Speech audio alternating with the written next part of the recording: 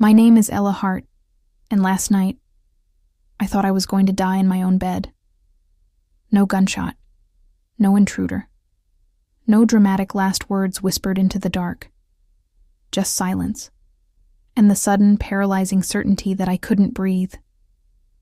You probably think that's an exaggeration, some overblown panic response, some mental health cliché. But I'm not here to convince you. I'm here to tell you what happened. Because it wasn't just a panic attack. It wasn't just fear or trauma bubbling back up from the pit I'd buried it in. It was something else. And the only thing that saved me was my dog. I used to be strong. I ran half marathons before breakfast. I lived alone in a cabin by choice. I could cut firewood, fix my own roof, and fall asleep without checking the locks more than once. But that was before the accident, before the flashbacks, before the sound of tires skidding across wet pavement could freeze my whole body, before the nights got longer, and the shadows in the corners started looking back. It's been 9 months since I moved here.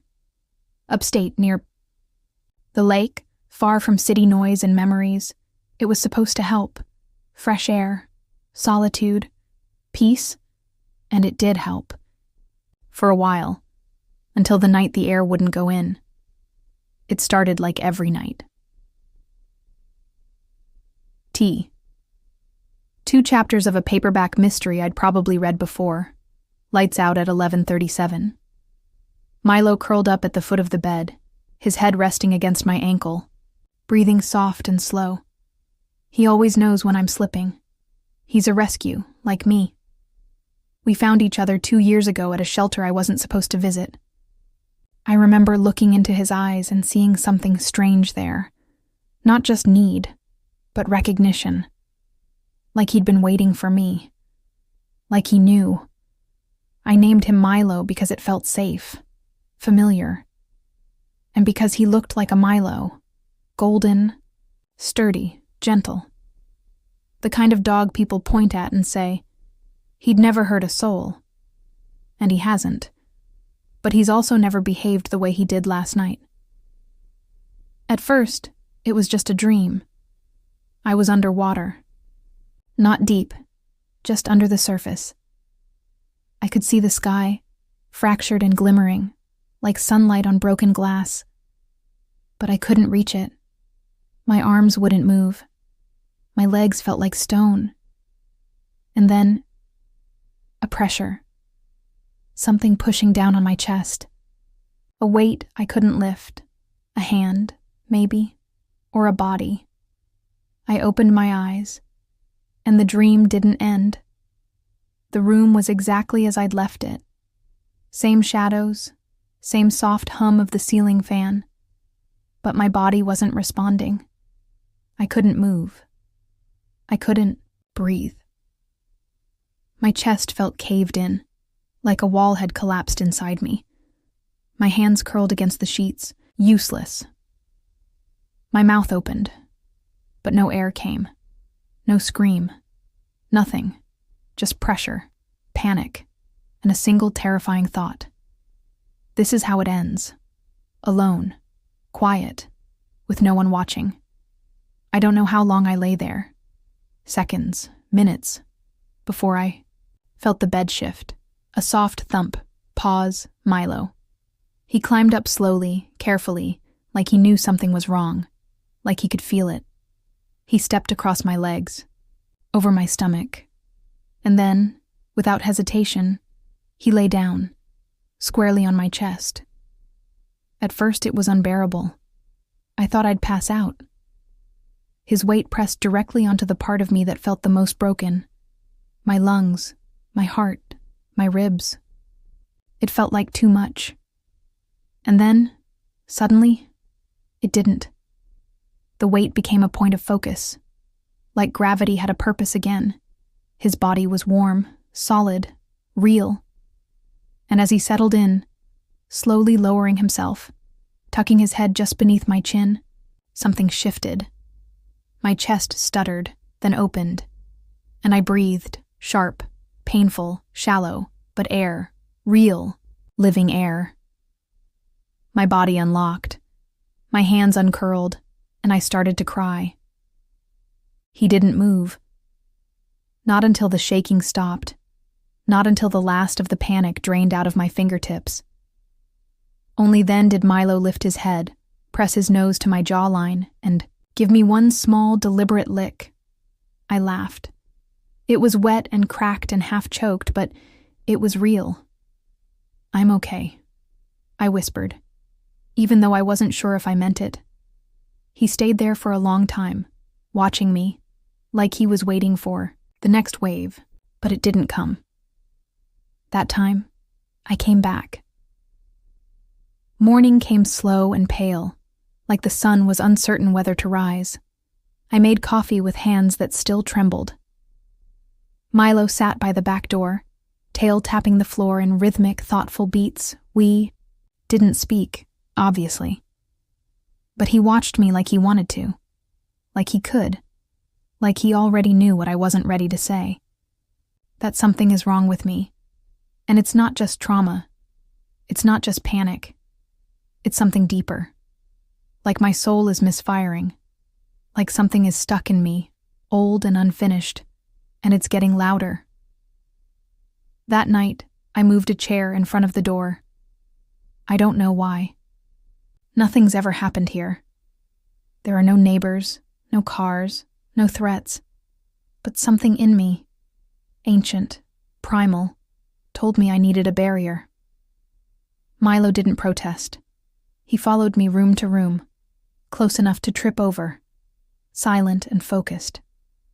Kept the lights on. I lay in bed with the blanket pulled to my collarbone, eyes wide open. Milo curled beside me. Not at my feet this time, but pressed against my ribs, breathing in sync with mine. And still, I couldn't sleep, because every time I closed my eyes, I saw that sky again, that water, that feeling of sinking. And I kept wondering what would have happened if Milo hadn't climbed on top of me. Would I have come back, or would I still be floating, there, just beneath the surface, waiting for someone to reach down? I don't know what tomorrow holds. I don't know if this was a one-time thing or the beginning of something worse. But I do know this. When I was at my weakest, when I was frozen, in the dark, choking on fear, it wasn't medication or therapy or logic that brought me back. It was my dog, Milo, and now, he won't let me out of his sight. Not even for a moment. I used to think I was stronger than this. The woman I was 2 years ago would have laughed at the version of me who jumps at creaking floorboards and can't sleep without a flashlight under the pillow. She'd have said, "Come on, Ella. Pull yourself together." But that version of me doesn't exist anymore. She shattered the night I woke up upside down in a crushed car, headlights pointing into the woods, blood in my mouth and no voice to scream. They said it wasn't my fault, that the other driver came out of nowhere, that I was lucky to survive, that trauma takes time to heal. But they didn't see what I saw in the seconds after the crash. They didn't feel what I felt in the dark. That silence wasn't empty. It was watching. And sometimes I wonder if it followed me here. After the night, Milo climbed on top of me and brought me back from whatever void had opened beneath my chest. I started writing things down, not because I wanted to share them. I didn't even plan to reread them, but because I needed something solid, something that wouldn't shift or disappear or flicker in my memory. I wrote down the time, 2:04 a.m., the weather, clear skies. No wind, the sensation, pressure in the lungs, burning in the throat, pins and needles in my fingers, Milo's weight, perfect, like a counterweight to fear, like gravity finding me again. And I wrote something else, too. Something I hadn't wanted to say out loud. It didn't feel like it came from inside me. It felt like it was around me. Like the air itself was wrong. That morning, I made the mistake of opening the photo box, I hadn't touched it since I moved. It's an old wooden box, kept under the bed, filled with loose pictures and memories I wasn't ready to process. Birthdays, graduations, a camping trip in the Adirondacks. And him, Jake, smiling in every photo like he knew I'd need that someday. He was the kind of man who wore hope like a second skin. Nothing ever shook him. Not the long hours, not the miscarriage, not even the arguments that wore grooves into our marriage, until the night he left. We were supposed to drive to his mother's together, but I made excuses. Said I was too tired. Said we could go next weekend. So he left alone, and never made it back. I didn't open the box to punish myself. I opened it because something about that night, the way I couldn't breathe, the way Milo pressed down on me, reminded me of Jake. He used to do that when I had night terrors. Back before I admitted they were more than dreams. Back before therapy, before the car crash, before Milo. Jake would wake to the sound of me gasping and do the one thing that always brought me back. He'd wrap his arms around my chest and hold me tight until my lungs stopped fighting. Just like Milo did. It made me wonder, had I taught him that, or had he learned it himself? Milo watched me closely that morning. He does that more often now, like he's memorizing my breathing patterns. I stepped outside with him into the fog-soaked garden, hoping for clarity, but instead I saw something strange. Paw prints, not Milo's. Two, small, two spaced apart. They started at the tree line and ended right at the back door, but no tracks going the other way. No mud dragged inside. No explanation. I crouched beside them, brushing my fingers over the indentations. Fresh. Still damp. Toby sniffed them, then looked up at me like, "Do you see it too?" I did, and I didn't like it. That night I tried something different. I moved the mattress into the living room, closer to the fireplace, and left every light on. I boiled chamomile tea, lit lavender candles, played soft music, the full ritual, and, for a while, it worked. Milo curled beside me, breathing in slow, even waves. I stared at the ceiling and counted them. 1, 2, 3. Until somewhere around 20, I drifted off. But not for long. I woke to the sound of Milo barking. Not loud, not panicked, but sharp, focused, like he was warning something. He stood at the far side of the room, staring at the hallway that led to the bedroom. I sat up slowly, the blanket slipping from my shoulders. "Milo," I whispered. He didn't look back, didn't move, just growled, low and steady, as if there was something there. I followed his gaze, and for a second, just one blink, I thought I saw a shadow move across the hallway. Not a person, not a clear shape, just absence. Like something walked past and took the light with it. My hands went numb. "Milo," I said again, stronger this time. He turned, circled once, then climbed back onto the mattress and pressed his body against mine. We stayed like that for the rest of the night. Eyes open, breathing synchronized, waiting for something we couldn't name. The next morning, I found dirt on the floor. Not just specks, actual clumps of wet soil, like someone had tracked it in from outside. Even though the doors were locked, it led from the hallway to the bedroom, right to the spot where I'd felt the worst of the panic the night before. And Milo? He refused to enter the bedroom, wouldn't even step across the threshold. Instead, he lay in front of the door, body stretched long, head low, eyes on me. Guarding. And for the first time since I moved here, I started to believe it wasn't just me, that maybe the fear wasn't coming from inside me. Maybe it was coming from here. Later that day, I called the vet. Not for an emergency, just to ask a strange question. Can dogs learn how to perform deep pressure therapy without being trained?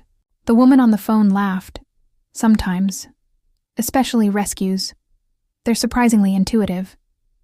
I asked if it was possible that Milo had learned it on his own, just from watching me. She paused, then said, "Dogs don't just watch you. They feel you. They live in your nervous system." That stayed with me. They live in your nervous system. Maybe that's why Milo always knows what's coming. Why he always puts himself between me and whatever's rising in the dark. Because he doesn't just love me, he knows me. That night, I found myself staring at the bedroom door. Milo at my side. The air was colder than usual, the house too quiet. I had a choice to make. Go back in, face whatever I thought was there, or keep sleeping on the floor, pretending I hadn't seen the prints, the dirt, the flickers of motion that didn't belong. I turned the knob. The door creaked open, and the first thing I saw was the mirror. Someone had wiped it. Not cleaned it, just wiped a handprint through the dust. A small one, like a child's. I backed out slowly, closed the door, and sat on the floor. Milo leaned into me, heartbeat steady, and I did something I hadn't done in a long, long time. I cried. Not from fear, not from exhaustion, but from the weight.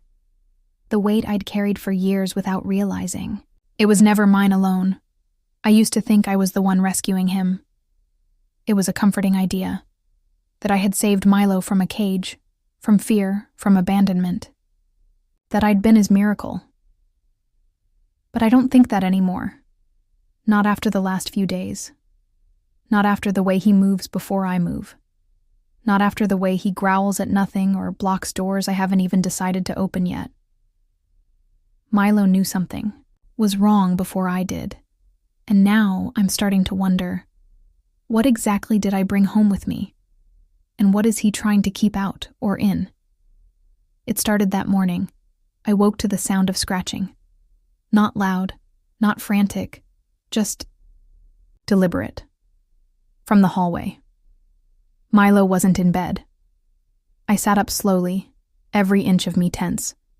There it was again. Squirk. Squirk. Pause. And again. Not like a dog pawing at a door. Not nails on wood. It sounded like something sharp dragging along the wall in the ear. I stood barefoot on the cold floor and crept toward the hallway. Milo was already there, standing completely still, his head tilted just slightly, ears forward. Not barking, not growling, just listening. I followed his gaze. The wall to the left of the bedroom door had 3 thin, parallel lines scratched into the paint. Not fresh, not deep, but new. Definitely new. I touched one with my fingertip. Dry, cold.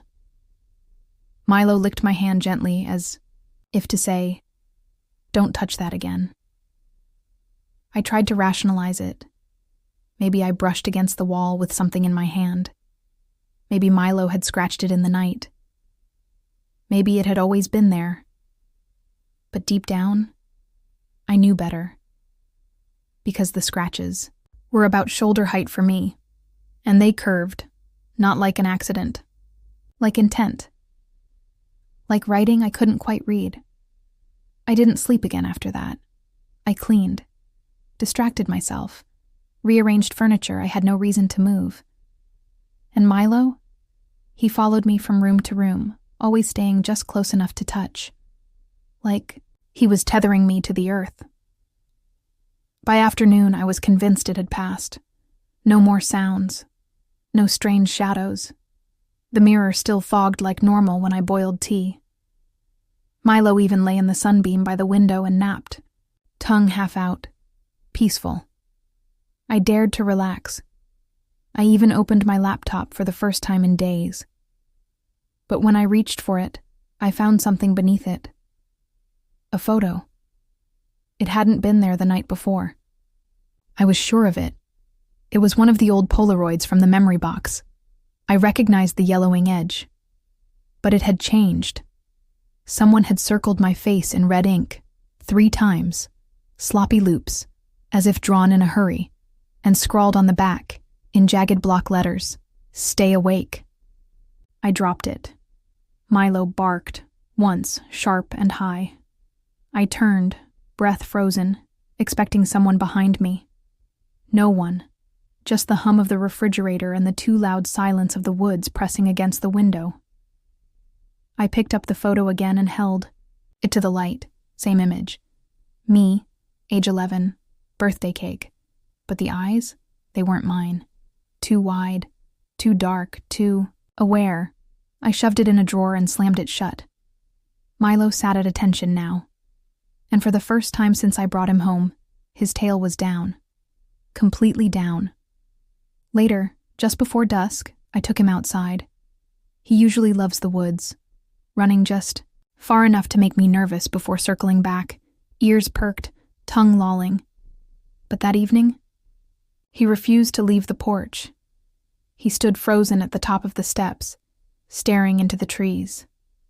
No barking, no movement, just staring. I followed his gaze. There was nothing there, nothing I could see, but the hairs on the back of my neck stood straight. Up I whispered, "Milo?" And he growled, not at me, at something I still couldn't see. I tugged his leash gently. He didn't budge. Not until I whispered, "Inside." Only then did he back up, never turning his back to the woods. That night, I heard the breathing again. Not mine. Not Milo's. Different. Shallower. Like someone trying to hide the fact that they were breathing at all. It came from the hallway, and when I turned on the light, it stopped. I know how this sounds. I do. I'm a rational person.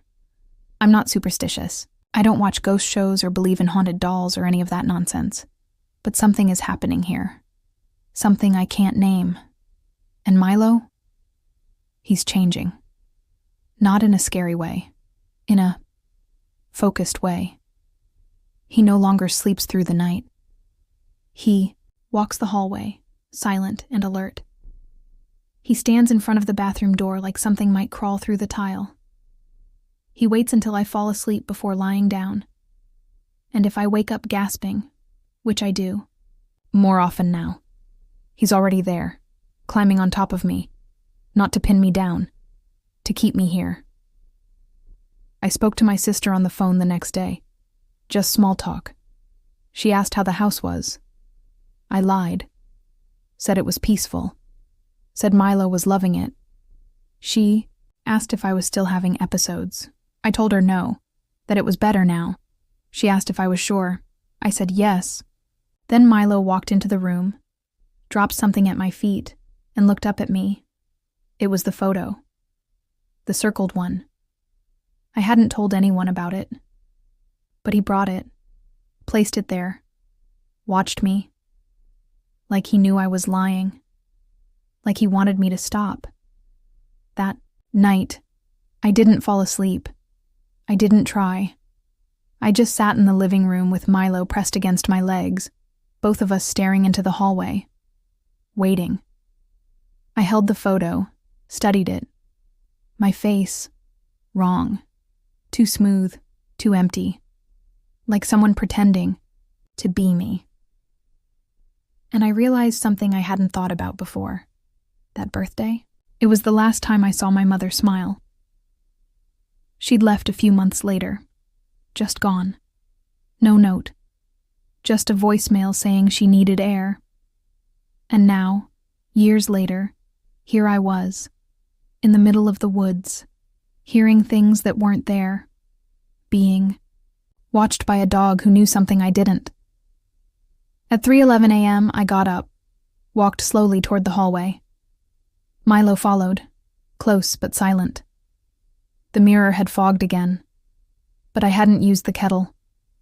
I reached out, wiped the glass with my sleeve, and there, in the steam, were words, not carved, not drawn, just appeared. He knows. I stepped back. My breath caught. Milo barked once, loud, sharp, and I swear, for just 1 second, I saw myself standing behind me, in the mirror, but not moving, not blinking, not breathing. I stopped opening the bedroom door. It's been 4 nights now, maybe 5. I lost track after the mirror, after the words. He knows. Since then, I've slept on the couch, or tried to. Milo sleeps on the floor next to me, his head always tilted slightly toward the hallway. I can't remember the last time he truly rested. It's as if we're both waiting for the same thing, but I still don't know what that thing is. All I know is that the air has changed. Heavier. More still. Like the house itself is holding its breath. The storm came without warning, no forecast, no roll of thunder. Just a crack of lightning so close it lit the room like a camera flash, followed by the scream of wind and rain hitting the windows like fists. The power went out instantly. I was left in the dark, with only Milo's breathing and the hammering in my chest. I lit a candle with shaking fingers. The flame flickered wildly, then settled into a soft, fragile glow. Milo was already standing, back, rigid, ears forward. He was staring toward the kitchen. Something was moving in there. I couldn't hear it, but he could. He let out a low growl, not from his throat, but deeper, like it came from his bones. I grabbed the flashlight and pointed it toward the kitchen doorway. Nothing. Just empty air. But Milo didn't back down. He stepped forward once, then again. Slowly. Carefully. I followed. The kitchen was colder than the rest of the house. Much colder. The air felt wrong. Charged. Like the moment before a wire snaps. I checked the door. Still locked. But the floor beneath the sink was wet. Not rain. Dripping. A small puddle. Perfectly. Round. Spreading outward like ink on paper. And above it, the cabinet door slowly swung open. I didn't touch it. I swear. Milo barked, loud and sharp, and the door slammed shut again. I dropped the flashlight. By the time I picked it up, the puddle was gone, like it had been wiped clean. We returned to the living room, both of us shaken, both pretending we weren't. I wrapped a blanket around my shoulders and sat on the floor. Milo lay against me, tense, but warm. The wind screamed outside, rattling the window panes. But the thing that chilled me more was the silence inside. Too perfect, too still. It was the kind of silence that doesn't belong in a house meant to be lived, and the kind that waits. I drifted in and out of sleep. Images flashing behind my eyelids like lightning strikes. A girl in the mirror. Water pooling under doors.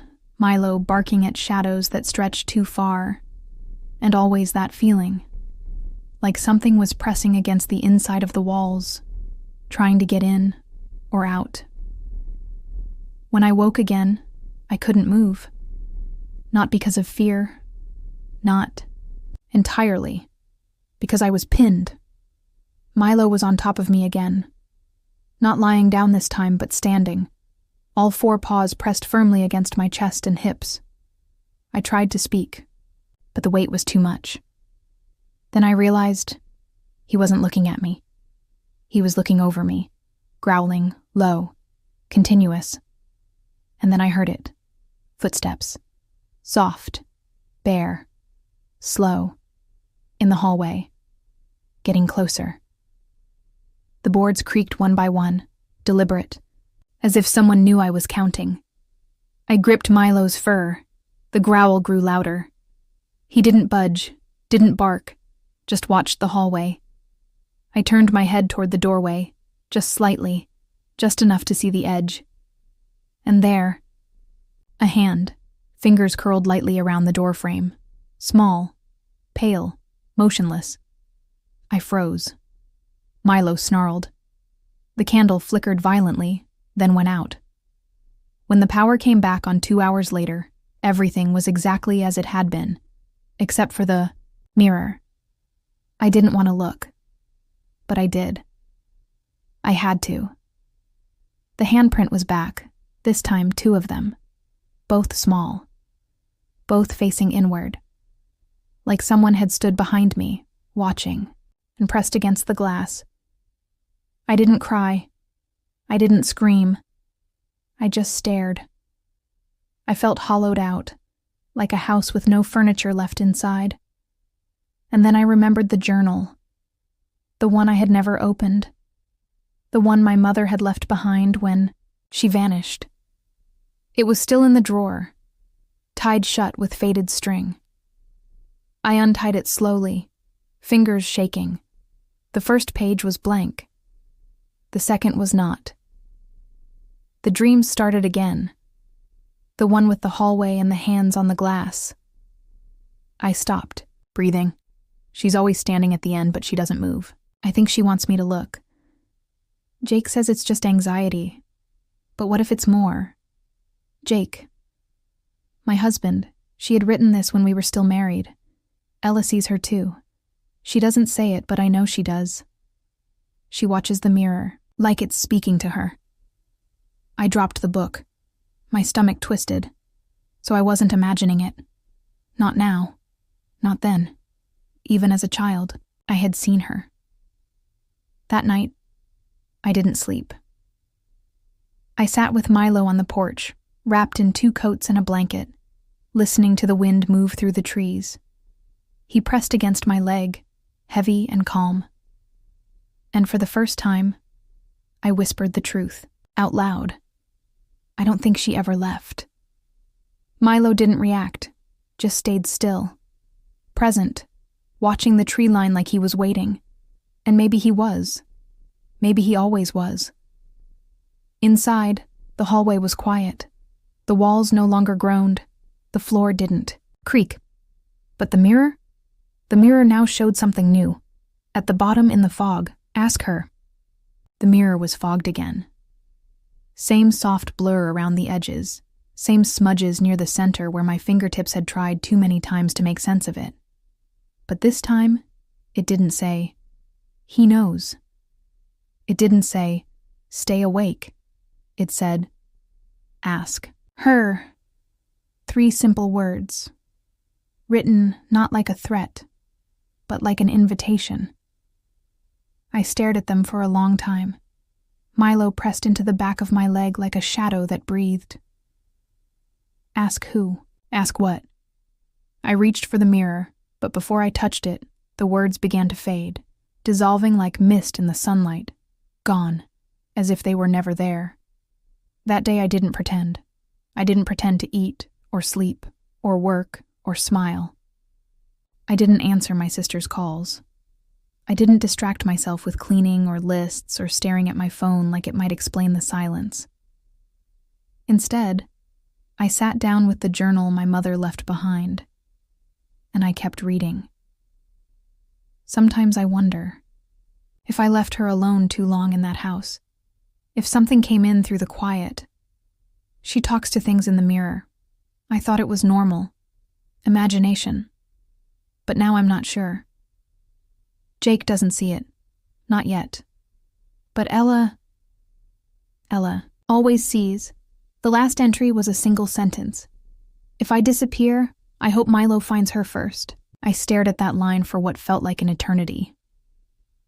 Milo. My hands trembled. The dog I rescued 2 years ago. The dog who climbed on top of me the night I thought I'd die. The dog who had never once let me be alone when the shadows came too close. Looked at him now, curled by the front door, watching me through half-lidded eyes, calm, aware, and I asked, quietly, "Did she send you?" He didn't move, but his tail thumped the floor, once. It sounds crazy, I know, like I'm spiraling, but I don't think I am. Because the weight in my chest that had always felt like mine, like some inescapable flaw, now felt different, like something left behind, passed down. Not a curse, not a ghost, but a memory too heavy to carry alone. Maybe that's what Milo had been trying to show me. Maybe he wasn't just guarding me. Maybe he was guiding me. To her. To the girl. To what I'd forgotten. That night, I opened the bedroom door, again. It still smelled faintly of lavender and dust. I hadn't slept in this room for over a week. I brought Milo with me, of course. He stepped inside first, paused, then trotted to the corner, the one with the full-length mirror. He sat in front of it and waited. I stood behind him, staring into the glass. My reflection looked hollow, pale, uncertain, but not alone, because, in the far edge of the frame, just past my shoulder, there she was, the girl. Not a monster, not a ghost, just a child. My age? No. Younger. 7, maybe 8. Hair dark, hanging wetly across her cheeks like she'd just climbed out of a lake. She didn't blink, didn't smile, just watched. My breath caught in my throat. Milo didn't growl this time. He just stayed perfectly, still, waiting. And then, without thinking, I whispered, "What do you want me to ask?" The reflection flickered, and the girl raised her hand. Not toward me, but toward the mirror, toward herself. Her mouth moved, slowly, and I heard it not in my ears, but in my chest. Who am I? It hit me like a punch, because I knew that voice, knew that question. I used to whisper it in the dark when I was 6, 7, 8, before my mother left, before Jake, before the accident, before everything. I used to sit in front of this very mirror and ask it out loud. Who am I? And sometimes the answer would come, not from me, but from her, the girl in the mirror, the one who didn't blink, who didn't smile, the one I thought I'd made up. But I didn't. She was real, not flesh and blood, not something with teeth and claws, but real, because fear is real, memory is real, the weight of things never said, very real. I stepped closer to the mirror. My reflection wavered. Hers did not. I pressed my fingers to the glass, and this time, so did she. They lined up perfectly, like we'd rehearsed this 1,000 times before. Behind me, Milo whined softly. Not fear, grief, I whispered. You're me, aren't you?